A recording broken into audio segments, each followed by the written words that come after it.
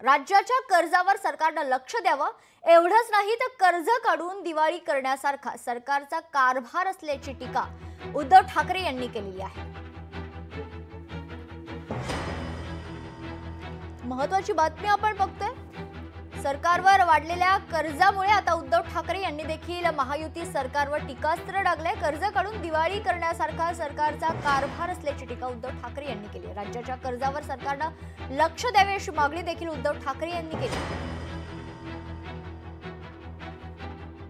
छत्रपती शिवाजी महाराजांना हार किंवा त्यांच्या चरणी फुलं वाहताना जाहिरात करायची ती करोडो रुपये म्हणजे किती कोटी असतील अजूनही त्याची होल्डिंग आहेत। हे करोडो रुपये तुम्ही एका दिवसासाठी आणि एका माणसासाठी जर का उधळत असाल तर ते करोडो रुपये माझ्या शेतकऱ्यांना तुम्ही पहिल्या प्रथम प्राथमिक मदत म्हणून दिली असती तर काय झालं असतं, काय बिघडलं असतं? म्हणजे तुमच्याकडे पैसे आहेत, कर्ज काढून तुम्ही दिवाळी साजरी करताय म्हणते की मी हे म्हणतोय की काय गरज काय होती त्या जाहिरातीची?